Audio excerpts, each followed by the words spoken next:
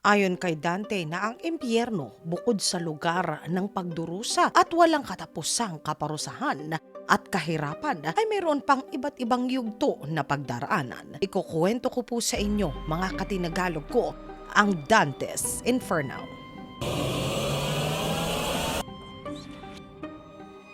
Ayon kay Dante na ang kanyang paglalakbay papunta sa impyerno ay nagsimula nang siya ay salubungin ng mga mababangis at hindi mawaring mga hayop. Sa kanyang pagpasok sa isang napakadilim at nakakatakot na kagubatan, unti-unti iba't ibang uri ng mga nilalang ang kanya na naaaninagan. Sa kalagitnaan ng madilim na kagubatan, sinalubong siya ng kaluluwa ng isa sa mga Romano na makata. Ang makatang ito ay ang siya niyang magsisilbing gabay sa kanyang mas nakakatakot pa na paglalakbay. Ito ay tungo sa siyam na yugto ng impyerno. Ang tarangkahan papasok sa impyerno ayon kay Dante ay napakaluwag. Wala ring mababanaag na kahit na anong harang o pintuan. Sa tarangkahan may malaking kasulatan. Ito ay nagsasabi na abandonahin na ang lahat ng pag-asa. Ikaw na papasok dito. Ang impyerno ay tila ba kakaiba ang hugis. Tila ba ito isang embudo. Sa kalagitnaan nito ay mas malalim pa na butas kaysa sa nauna. Sinasabi na ang butas na ito ay nabuo nang ibagsak si Lucifer sa kalupaan mula sa kalangitan. Upang marating ang pinakakailaliman ay kinakailangan na ang lahat ng yugto o lebel ay daanan. Mas makasalanan ang kaluluwa, mas malalim ang kanilang lebel na kahahantungan at mas matindi ang nag-aabang sa kanila na kaparusahan. Bago pa makapunta sa unang yugto ng impyerno, ayon kay Dante na dinaanan muna nila ang tinatawag na kalagitnaan. Sa lugar na ito, ang mga kaluluwang walang paninindigan ang siyang kinahantungan. Sila ay ang mga taong mas nanaig ang karuwagan. Sila ay ang mga kaluluwa na walang pinanindigan. Sila ay nananatili sa gitna. Hindi sila makapunta sa langit man o sa kadiliman. Sa kalagitnaan, sila ay paulit-ulit na kinakain ng langaw. Ang kanilang mga laman ay paulit-ulit na pinagpipiestahan. Ang kanilang mga paa ay uuurin. Sa kanilang patuloy na paglalakbay, napansin ni Dante ang sanglaksang mga nilalang. Sila ay nagtitipon-tipon sa ilog na tinatawag na Acheron. Sa baybayin, sama-sama nilang hinihintay ang bangkero na si Karen. Ito ay upang sila ay maihatid sa kabilang pampang. Sa pagdating ng bangkero, maririnig ang sinisigaw nito. Ang mga kaluluwang wasak, nandito na ako upang kayo ay ihatid sa inyong walang katapusan na kaparusahan. Matapos na maihatid ang mga kaluluwa sa kabilang pangpang, doon ay haharapin naman nila si Minos. Ang nilalang na ito ay ang kanilang magsisilbi na hukom. Si Minos ay ang magtatakda ng kanilang paglalagyan, kung saan yugto sila habang panahon na parurusahan. Gamit ang tila ba ang malaahas na buntot, papaluputan nito ang kaluluwa na kanyang hahatulan. Ang bilang ng palupot ay ang siyang yugto na kanilang kahihinatnan. Ang unang yugto ay ang tinatawag na limbo. Ang lugar na ito ay para sa mga pagano, mga taong walang pinaniniwala ang Diyos na makapangyarihan. Sarili lamang nila para sa kanila ang may kapangyarihan. Dito matatagpuan si Plato, si Caesar, maging si Horus at marami pang iba. Ayon kay Dante, walang iyakan o kahirapan na dito ay matatagpuan. Tanging kawalan lamang ng pag-asa ang doon ay mararamdaman. Ang ikalawang yugto, ang lambak ng hangin. Ang lugar na ito ay para sa mga kaluluwa na hayok sa laman. Ayon kay Dante na doon kanyang nakasalamuha ang mga imahe ni Cleopatra, ang prinsipe na si Paris, maging itong si Mark Antony. At dahil nga nang sila ay nabubuhay pa, ay nagpadala sila sa tawag ng kanilang pagnanasa. Sa yugto ng impyernong ito ay walang habas na binabayo sila ng napakalakas na hangin.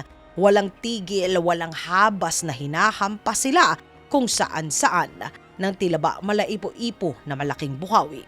Sila ay ang mga kaluluwa na walang tama kundi ang kanilang sariling kaligayahan at pagnanasa. Ang ikatlong yugto, ang dagat ng katakawan. Sa yugtong ito, malayelo, ngunit napakarumi ng ulan. Di ito humihinto, tila ba ito'y walang katapusan. Sa kalagitnaan ay mayroong higanteng halimaw na nakatayo at di ito natitinag. Ang higanteng nilalang na ito ay tinatawag na si Cerberus, isang higanteng halimaw na aso na may 3 mga ulo. Walang hinto itong umaalulong ng napakalakas sa 3 nito na mga lalamunan. Ang yugtong ito ay para naman sa mga kaluluwa na nabuhay noon sa kasalanan ng katakawan. Ang mga kaluluwang ito ay nakalubog sa mismong kanilang idinuwal habang walang katapusan sila na kinakagat, kinakalmot at nginangasaba ng halimaw na si Cerberus. Ang ika-4 na yugto, ang bundok ng gahaman. Ang yugtong ito ay nakareserba naman para sa mga kaluluwa na noon ay namuhay bilang mga suwail at mga ganid sa salapi at sa lahat ng material na mga bagay. Ang mga mapag-aksaya at mga ganid ay iba't iba ang nagiging kinasasadlakan. Sa lugar na ito, walang katapusan silang nagpapala ng bloke ng ginto. Walang katapusan ng kanilang paghukay. Itinatabon nila sa isa't isa ang nahuhukay na mga ginto nila. Walang hanggang iniinsulto rin ang bawat isa. Hindi mapatid-patid ang sigawan.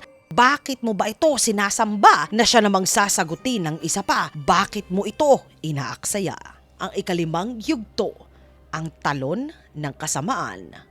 Kumukulong pulang likido ang siyang umaagos sa isang napakatayog na talon. Sa ibaba, ang lawa ay punong-puno ng mga galit at nagaamok na mga kaluluwa. Walang hinto na inaatake nila at ginagawa ng hindi maganda ang bawat isa. Pinagbabalingan ang malapit sa kanila ng kanilang walang katapusan at galit at puot. Habang sa kailaliman naman ng lawa ay ang mga bayolente. Sila'y walang tigil sa kasisigaw. Ngunit tanging bula lamang ang lumalabas sa kanilang mga bibig papunta sa ibabaw ng pulang kumukulo na lawa. Matapos nilang madaanan ito, natanaw nitong si Dante ang mga nilalang na tila ba binabantayan. Sa kanya napagtanto na mga bantay pala ay ang mga anghel na itinapon sa lupa o sa madaling salita, sila ay ang mga fallen angels. Kanilang ginagwardyahan ang tarangkahan ng impyerno. Dito nakakulong ang mga kaluluwa na sadyang ang intensyon ay makapanakit at makapagpahamak ng kapwa. Ang ika-6 na yugto, ang nag-aapoy na sementeryo. Ang yugtong ito ay para sa mga erehes, mga taong walang pakialam sa kahit na sino, walang pananalig, walang kinilalang Diyos, at pinasinungalingan na ang kanyang aral at kapangyarihan.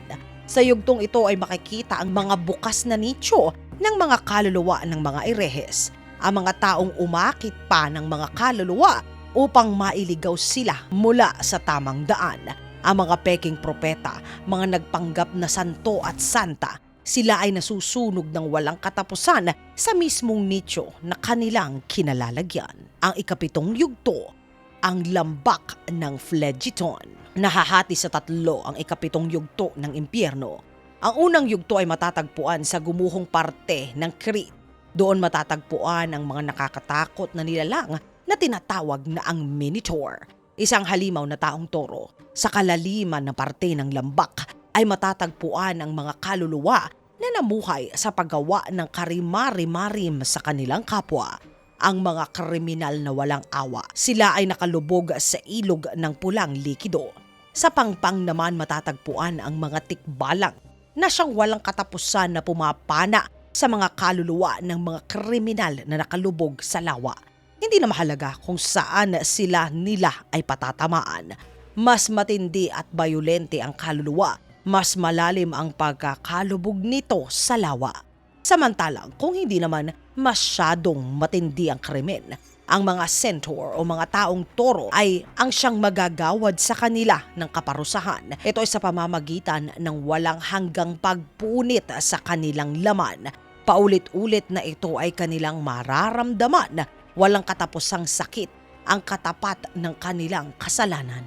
Mga katinagalog ko, abangan po ninyo ang kasunod na yugto o ang part 2 ng segment natin ng Dante's Inferno. Mga katinagalog ko, alin parte ng impyernong ito o aling yugto sa parteng ito ang talaga namang nakakatakot sa inyong pandinig?